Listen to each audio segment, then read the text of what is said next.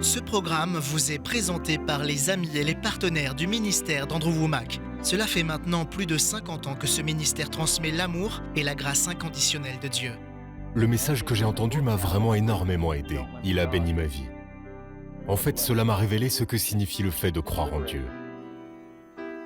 Et maintenant, Andrew continue à enseigner à partir de la parole transformatrice de Dieu sur le sujet « Ne limitez pas Dieu ».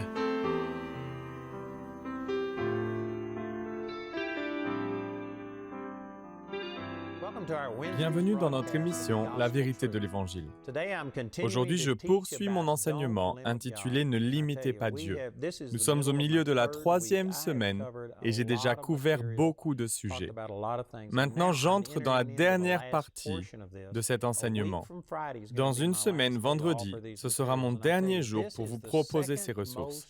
Et comme je l'ai déjà dit, c'est la 2e rencontre la plus importante que j'ai jamais eue avec le Seigneur. Elle a radicalement changé ma vie. Et je sais qu'il en sera de même pour vous. Je crois que chacun d'entre nous limite Dieu. Nous avons un livre sur le sujet, ainsi qu'un guide d'études, des CD et des DVD. Et si vous achetez le tout, vous recevrez un petit autocollant statique qui adhère sur n'importe quoi, comme sur cette tasse ou sur un miroir. Et il est écrit dessus « Ne limitez pas Dieu ». Et je vous assure que c'est un excellent rappel.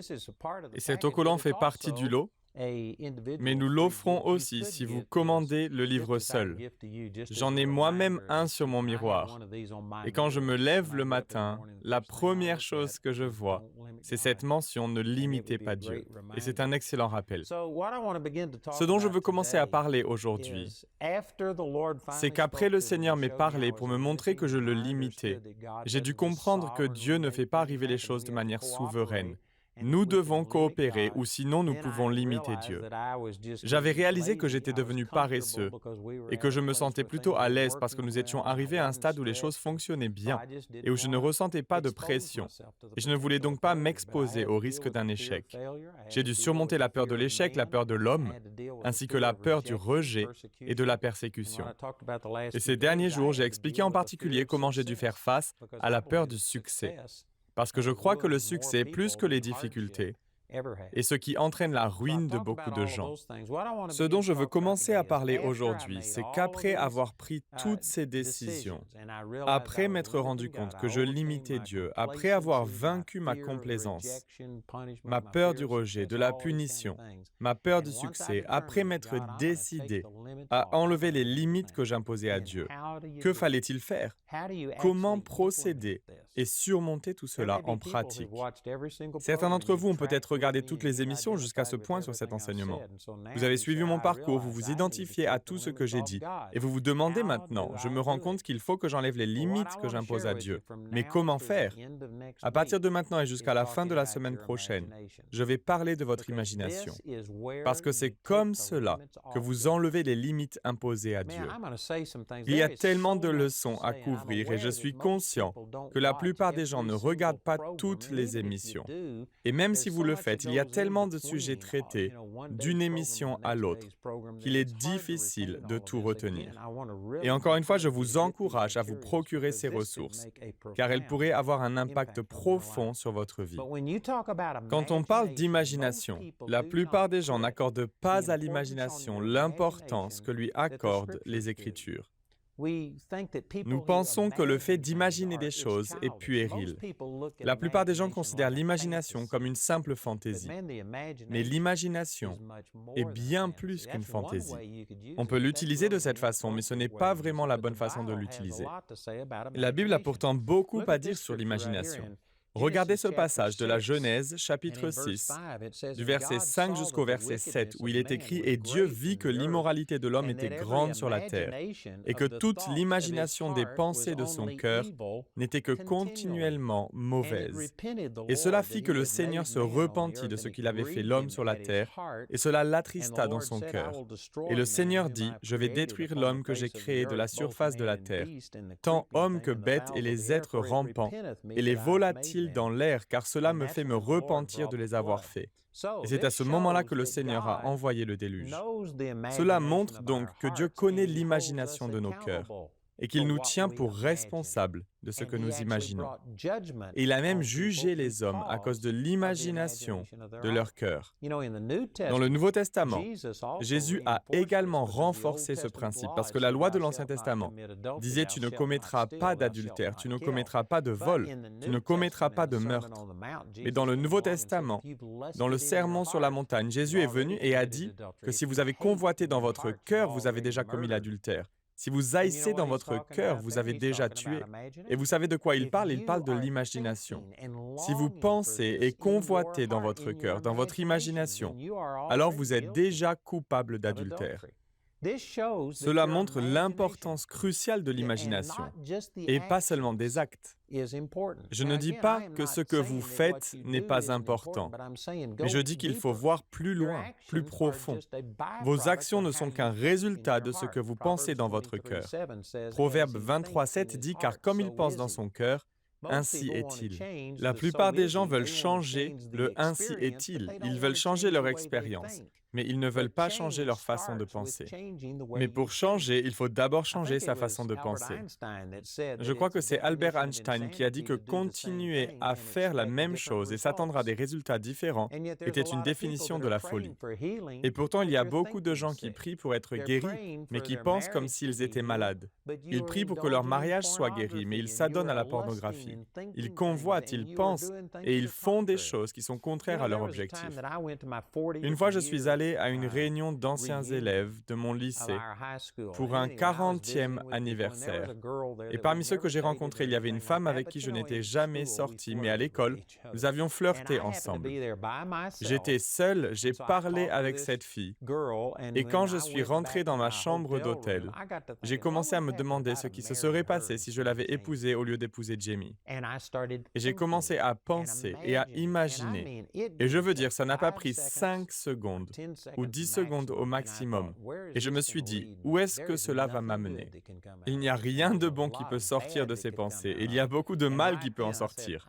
Et aussitôt, je me suis dit, je ne vais pas aller dans cet endroit et je ne vais pas penser à cela. Mais je suis sûr qu'il y a des gens qui se laissent aller à penser comme cela et à imaginer ce qui se serait passé s'ils avaient fait ceci ou cela. On ne peut pas être tenté par ce à quoi on ne pense pas. Il faut imaginer les choses, les concevoir dans son cœur. Permettez-moi de partager avec vous ce passage des Écritures, tiré d'Ésaïe, chapitre 26, verset 3. C'est un passage qui est souvent cité, mais je ne pense pas que nous le comprenions pleinement.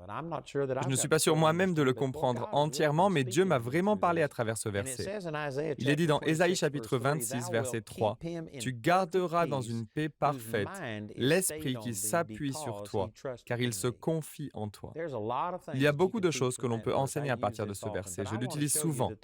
Mais je veux vous montrer que le mot « esprit », qui est en fait le mot « pensée » ici, est le mot grec « yetser », Y-E-T-S-E-R. Excusez-moi, ce n'est pas du grec, c'est de l'hébreu. L'Ancien Testament est écrit en hébreu. C'est le mot hébreu « yetser », l'une des concordances que j'ai consultées. L'épelle Y-E-S-E-R. Mais quoi qu'il en soit, quelle que soit l'orthographe de ce mot hébreu, ce même mot a été traduit par « imagination ». Je crois 12 fois dans l'Ancien Testament. Cela parle donc du fait que l'Éternel vous gardera dans une paix parfaite lorsque votre imagination se fixera ou s'appuiera sur lui. En d'autres termes, vous pouvez avoir des pensées, mais les pensées forment des images. Concernant l'imagination, je dis beaucoup de choses ici que j'aimerais avoir le temps d'expliquer dans tous les détails, mais vous pourriez perdre le fil de ma pensée. Alors laissez-moi juste dire certaines choses, et au cours de cet enseignement, j'y reviendrai, et je les confirmerai par les Écritures. Mais votre imagination est votre pensée profonde. Pas seulement vos pensées superficielles, ce sont les pensées profondes de votre cœur. Et c'est là que vous concevez les choses. En fait, j'ai ici la définition de ce même mot hébreu yetser, qui signifie littéralement ou de façon figurée, conception, le fait de concevoir. C'est ce que ce mot hébreu signifie. Donc, quand il est dit que Dieu vous gardera dans une paix parfaite si votre pensée, votre imagination est fixée sur lui, Cela signifie que votre imagination est votre matrice spirituelle. C'est là que vous concevez les choses, c'est là que la conception a lieu. Dire cela est vraiment une déclaration chargée de sens et je ne pense pas que la moyenne des gens accorde la même importance à leur imagination. Encore une fois, revenons à la Genèse, chapitre 6, verset 5, où Dieu a vu que l'imagination du cœur de l'homme n'était que malice continuelle. Saviez-vous que c'est encore le cas aujourd'hui? Certains se diront non, je ne passe pas mon temps à imaginer des choses négatives. Pourtant, si le médecin vous annonce que vous avez un cancer en phase terminale, un cancer de stade 4, comment réagissent la plupart des gens? Ils s'imaginent immédiatement en train de mourir. Surtout s'ils ont eu un ami ou un parent qui est mort d'un cancer, cela les conduit à s'imaginer en train de mourir, à avoir peur de la douleur et à se demander à quoi vont ressembler leurs funérailles. Ils peignent cette image à l'intérieur. Qui va s'occuper de leurs enfants? Vous savez ce que c'est? C'est votre imagination. Selon le dictionnaire, l'imagination est la capacité de voir quelque chose qui n'est pas visible ou qui n'est pas présent. Votre imagination est donc votre capacité à voir quelque chose que vous ne pouvez pas voir avec vos yeux physiques, mais que vous pouvez voir en pensée dans votre cœur. Encore une fois, peut-être qu'on ne parle pas beaucoup d'imagination, on n'utilise peut-être pas beaucoup ce mot, mais vous vous en servez constamment. Vous ne pouvez pas donner de direction sans votre imagination. Vous ne pouvez pas rentrer chez vous sans votre imagination. Savez-vous que si j'étais, par exemple, assis dans un bâtiment à Colorado Springs, dans la rue Forge, et si vous étiez ici et que je vous demandais comment faire pour aller jusqu'à l'autoroute et me rendre à Denver, assis dans cette pièce où il n'y a pas de fenêtre, vous ne pouvez rien voir, mais si vous habitez dans la région, vous pourriez me donner des directions, vous pourriez me dire « Descendez jusqu'à la route du Jardin des Dieux et tournez à gauche au feu », vous pourriez compter les feux de mémoire et me dire au troisième feu, vous arriverez à l'Interstate 25, à l'autoroute. Vous prendrez à gauche et vous irez vers le nord. Si vous étiez assis ici avec moi et que vous connaissiez cette route, vous n'auriez probablement pas besoin de compter les feux un par un, de manière consciente, pour savoir combien il y en a entre la rue Forge et l'Interstate 25. Vous n'auriez probablement jamais calculé cela de la sorte et pourtant vous pourriez me le dire, parce que dans votre imagination, vous pouvez les visualiser. Vous pouvez voir et compter les feux en pensée. Je vous donne un autre exemple. La plupart d'entre vous n'ont jamais compté le nombre de portes extérieures de leur maison. Mais si je vous demandais combien de portes extérieures vous avez dans votre maison, vous pourriez me le dire. Non parce que vous l'avez mémorisé, mais parce que vous pouvez le voir. Vous pouvez y aller en pensée et faire le compte, faire le tour de votre maison. Je pourrais aussi vous demander combien de fenêtres avez-vous dans votre salon. La plupart d'entre vous n'ont jamais compté et enregistré en mémoire cette information. Vous ne savez pas directement le nombre de fenêtres, mais vous pouvez le voir en pensée et les compter. Je sais que cela peut paraître simpliste, mais la plupart des gens n'y réfléchissent pas. Et lorsque je parle d'imagination, ils se disent qu'imaginer des choses est réservé aux enfants. Ils se disent « moi, je vis dans la réalité ». Mais vous ne pouvez même pas rentrer chez vous sans votre imagination. Si vous ne pouviez pas voir comment rentrer chez vous, si vous ne pouviez pas voir les directions et la carte, vous ne pourriez pas rentrer chez vous après le travail. Vous ne pourriez aller nulle part. Vous ne pouvez pas fonctionner sans votre imagination. Votre imagination est simplement votre capacité à voir les choses. Et que vous le réalisiez ou non, vous pensez en images. Si je dis chien, vous ne voyez pas les lettres C-H-I-E-N. Ce que vous voyez, c'est l'image d'un chien. Et si je parle d'un chien en ce moment, savez-vous qu'il y aura des millions d'images différentes?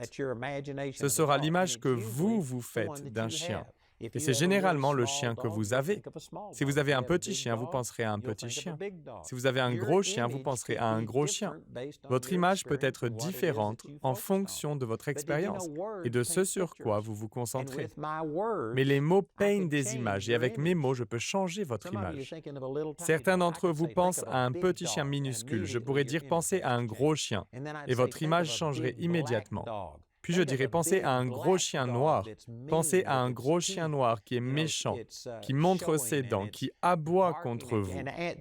Et avec des mots, je peux peindre une image et je peux changer l'image intérieure que vous avez. Un autre exemple que j'ai souvent utilisé est le suivant. Lorsque j'étais au Vietnam, nous avions ce que l'on appelle des blivettes d'eau. Comme je vivais sur une base de soutien logistique sur le front, celle-ci était complètement isolée et le seul moyen de nous réapprovisionner était par hélicoptère, qui nous apportait notre eau dans ces blivettes. Et la plupart des gens ne comprennent pas le mot blivette. Je n'en avais jamais entendu parler avant d'aller au Vietnam. Mais avec mes mots, je peux vous dépeindre ce qu'était un blivette. Il s'agissait de grandes citernes cylindriques en caoutchouc, munies à chaque extrémité d'un embout en laiton auquel les hélicoptères accrochaient une courroie pour les transporter. Ils étaient disponibles en 1000, 2000, 4000 et 6000 litres. Il y avait un robinet à une extrémité qui permettait d'aller remplir votre jerrycan. Au fur et à mesure que l'eau sortait du blivette, la pression atmosphérique le faisait s'affaisser et il devenait plat. L'hélicoptère venait le récupérer et en ramener un autre. C'était noir avec des anses en laiton aux extrémités. Vous n'en avez peut-être pas une image parfaite, mais avec mes mots, même si vous n'avez jamais entendu parler d'un blivette d'eau, vous en avez maintenant une image et vous pouvez la retenir. En revanche, si vous ne pouvez pas associer une image à une information donnée, vous ne pouvez pas la saisir et la conserver. Je ne pense pas que la plupart des gens y aient réfléchi, mais on pense en images et avec des illustrations. Si vous pouvez voir quelque chose et le représenter dans votre imagination, alors vous pouvez le retenir. C'est la raison pour laquelle tant de gens ne comprennent pas les mathématiques. Parce que pour la plupart des gens, les mathématiques ne sont qu'une série de chiffres. Vous devez mémoriser que 2 plus 2 égale 4, mais vous ne l'imaginez pas. Vous ne le reliez pas à quelque chose. Un bon professeur ne se contentera pas de dire que 2 plus 2 égale 4, mais il prendra quelque chose comme 2 fois 2 pommes. Si vous les mettez ensemble, combien cela fait-il? Et si vous pouvez vous servir d'illustration et amener les gens à se représenter les choses, alors ils comprendront. J'ai suivi des cours de mathématiques avancées, de calcul et de statistiques. Et pour la plupart des gens, ces choses ne sont que des informations qu'ils oublient. Ils les apprennent juste assez pour réussir un test à l'école, mais ils ne les retiennent pas parce qu'ils n'en voient pas l'application. En revanche, dans mon cas, j'utilise les mathématiques et les statistiques tous les jours. J'ai probablement 200 pages de rapports qui me parviennent quotidiennement et je les examine. Comme par exemple nos appels téléphoniques, si nous en sommes au 2e jour du mois. Et puisque nous avons en moyenne 22 jours de travail par mois, je prends ce nombre d'appels et je le multiplie par 10 et je sais que je vais probablement avoir au moins cette quantité d'appels téléphoniques. Donc je m'en sers, ce qui m'aide à anticiper le nombre de personnes que nous avons sur nos téléphones et toutes sortes d'autres choses. Il s'agit tout simplement d'un ratio. Pour la plupart des gens, cette information ne signifie rien, à moins qu'ils ne puissent en voir une utilisation pratique, à moins qu'ils ne puissent voir comment l'utiliser. Si vous pouvez présenter les choses de manière à ce que les gens voient l'application, vous les aidez à comprendre. En d'autres termes, si vous pouvez faire appel à leur imagination, cela aura un impact et ils pourront le retenir. Permettez-moi de vous donner ce passage tiré de 1 Chroniques, chapitre 29. C'est là que David a fait une offrande au Seigneur de milliards d'euros avec son propre argent. J'ai fait le calcul il y a longtemps pour le mesurer avec notre monnaie d'aujourd'hui. Cela correspond à plus de 2 milliards d'euros d'or, d'argent et de pierres précieuses que David a donné de ses propres réserves pour la construction du temple. Lorsqu'il a fait cela, le peuple a été tellement touché qu'ils ont commencé à donner. Et ils ont fini par donner plus de 2 milliards, ce qui représente en tout une offrande de plus de 4 milliards d'euros que David a recueillie. Et lorsqu'il a vu cela, il a été bouleversé. Et il a commencé à faire une prière en disant « Dieu, nous étions des esclaves, nous n'avions rien. Et maintenant, nous t'offrons ces milliards d'euros d'or, d'argent et de pierres précieuses. Mais Dieu, tout ce que nous avons fait, c'est te rendre une partie de ce que tu nous as donné. Tout vient de toi. Il était tout simplement bouleversé et il a fait la prière suivante. Et je cite en partant du milieu de sa prière. Dans 1 Chroniques chapitre 29, verset 18. David prie, « Éternel Dieu d'Abraham, d'Isaac et d'Israël, nos pères, garde ceci à toujours dans l'imagination des pensées du cœur de ton peuple et dirige leur cœur vers toi. » Ce qu'il dit ici, c'est « Seigneur, aide-les à s'en souvenir, aide-les à ne pas l'oublier. » Mais la terminologie qu'il a utilisée est « garde ceci à toujours dans l'imagination des pensées du cœur de ton peuple. » En d'autres termes, vous ne pouvez pas vous souvenir sans votre imagination. Si vous ne pouvez pas vous représenter quelque chose, vous ne le retiendrez pas. C'est ce que je disais à propos des mathématiques. Pour la plupart des gens, ce ne sont que des chiffres, ils n'en voient pas l'application. Mais si vous pouvez voir, non pas avec vos yeux physiques, mais avec votre cœur, avec votre imagination, pourquoi et comment cela fonctionne, si vous arrivez à le voir, vous comprendrez. Vous savez, j'ai construit une terrasse devant ma maison. Et lorsque nous avons emménagé, nous n'avions rien d'autre que la maison. Lorsque vous en sortiez, vous vous retrouviez immédiatement sur la terre. Donc j'ai pris un seau de 5 gallons. Je l'ai mis à l'envers et je suis resté assis dessus pendant des heures à regarder et à penser à ce que je voulais que cette terrasse soit, à la façon dont je mettrais les renforts, où seraient les différents niveaux, combien de poutres en dessous pour soutenir le tout. Et je suis resté assis là pendant des heures. À un moment, Jamie est même venu me demander ce que je faisais parce que j'étais assis sur un seau et que je regardais par terre. Mais vous savez ce que je faisais? Je réfléchissais et j'imaginais jusqu'à ce que je puisse le voir. Et une fois que j'ai réfléchi à la manière de procéder et que j'ai vu la terrasse que je voulais, j'ai construit cette terrasse et ça a fonctionné. Mais vous savez quoi? Il faut d'abord le voir. C'est la raison pour laquelle nous utilisons des plans pour construire des bâtiments, car on ne peut construire que ce qu'on a d'abord conçu et vu. C'est le cas pour un amphithéâtre de 3200 places que nous sommes en train de construire à Woodland Park dans le Colorado, pour l'école biblique Caris. J'ai dû m'asseoir avec les architectes pour leur dire ce que je voulais et pour qu'ils puissent dessiner des plans. Nous les avons d'abord dessinés sur des serviettes de table, puis ils ont réalisé des plans que nous avons examinés ensemble pour nous assurer que nous envisagions tous la même chose. Ils les ont modifiés pour se conformer à ce que je voulais et finalement, nous avons abouti à un ensemble de plans et nous avons construit des bâtiments d'une valeur de plus de 70 millions de dollars. Mais il a fallu les dessiner sur papier pour nous assurer que nous voyons tous la même chose. Ce que j'essaie de démontrer aujourd'hui, avant de parler de la façon d'appliquer ces principes pour pouvoir enlever les limites que nous imposons à Dieu, c'est que vous devez comprendre l'importance de votre imagination. C'est votre matrice spirituelle, votre sein spirituel. Comme l'indique le mot traduit par imagination, c'est là que la conception a lieu. Si vous ne pouvez pas le concevoir dans votre imagination, vous ne pouvez pas le réaliser dans le domaine physique. Il faut d'abord le concevoir, tout comme un enfant doit être conçu avant de naître. Vous ne pouvez pas vous contenter de prier pour avoir un enfant. Vous devez concevoir un enfant. De même, vous ne pouvez pas simplement prier pour une avancée. Vous devez concevoir votre avancée. Vous devez concevoir votre miracle. Et cela se passe dans votre imagination. Votre imagination est votre matrice spirituelle. C'est là que vous concevez les choses. C'est un principe très puissant.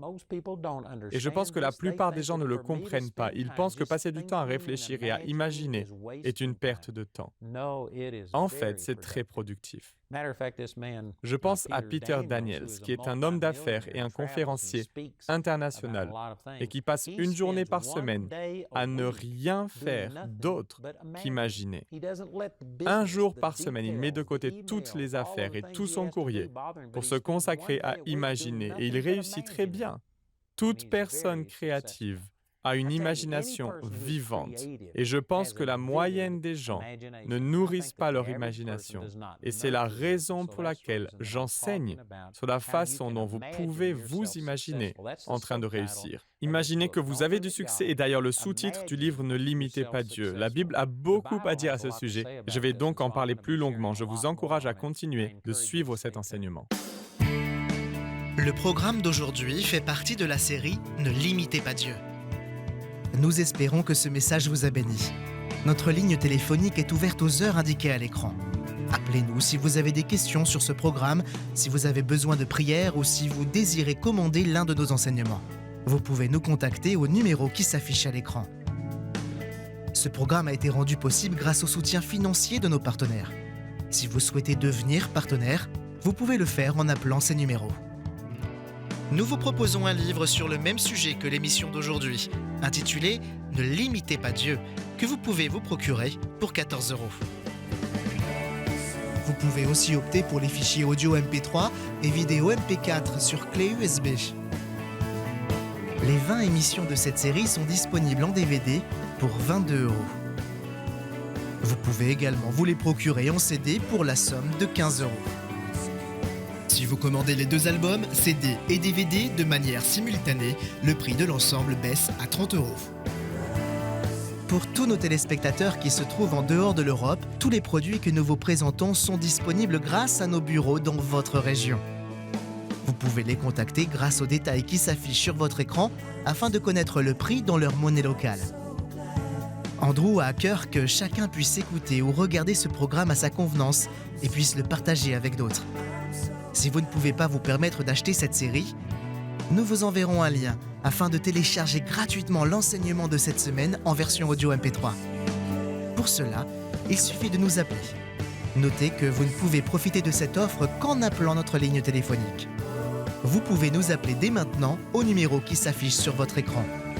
Nous nous ferons un plaisir de répondre à vos questions, de prier avec vous ou de vous aider à commander l'un de nos enseignements. Notre ligne sera ouverte pendant les heures indiquées à l'écran. Toutes les ressources d'Andrew en français se trouvent dans les boutiques en ligne des sites internet de nos bureaux affichés à l'écran. Nous espérons avoir de vos nouvelles aujourd'hui. Dites au nom de Jésus, je ne me fie pas à ce que je vois, je me fie à ce que dit la parole de Dieu. Il y a plus que ce domaine physique, il y a également un monde spirituel. Peu importe à quoi ressemble la situation, je sais ce que dit la parole de Dieu. On me disait que ma vie serait faite de douleur et d'isolement, et que je ne devrais même pas espérer la liberté. On me disait que je serais toujours en fauteuil roulant. On me donnait 3 mois à vivre avant une défaillance cardiaque totale. On me disait que je ne serais jamais guérie de la fibromyalgie. J'ai fait des allers-retours aux urgences et j'ai dépensé plus de 300 000 $ pour trouver un remède. Tout cela en vain. J'étais sur le point d'abandonner quand j'ai découvert Andrew Wommack à la télévision. Et Andrew m'a montré pour la première fois que par les meurtrissures de Jésus, j'étais déjà guérie. En quelques semaines, j'ai reçu ma guérison après avoir écouté tous les enseignements qui sont disponibles en ligne. Et aujourd'hui, 10 ans plus tard, je marche toujours dans ma guérison. Et je ne suis pas la seule dans ce cas. J'ai été guérie de la fibromyalgie et des maladies environnementales. J'ai été guérie de la maladie de Lyme. J'ai été guérie d'un lupus et d'une insuffisance cardiaque. C'est grâce à des personnes comme vous qui êtes devenus partenaires du ministère d'Andrew Wommack que nous avons chacun pu retrouver nos vies. Les mots ne sauraient exprimer notre reconnaissance pour votre générosité, mais il y a encore des millions de personnes qui recherchent cette vérité qui libère. Pourriez-vous nous aider à leur transmettre ce message? Vous pouvez atteindre des gens comme moi, qui sont enfermés chez eux et qui ne sont pas conscients de la plénitude de ce que dit l'Évangile, à savoir que nous pouvons être libérés de tout ce que l'ennemi essaie de mettre sur nos vies. Je ne serai plus de ce monde sans ce ministère. Et je vous encourage vraiment à devenir un partenaire aujourd'hui. Pourquoi ne pas devenir partenaire du ministère d'Andrew Wommack? Faites-le dès aujourd'hui. Pour nous aider à conduire plus de personnes vers la liberté, devenez partenaire en visitant notre site web dès aujourd'hui. Retrouvez-nous la prochaine fois pour plus de la parole de Dieu dans la vérité de l'Évangile.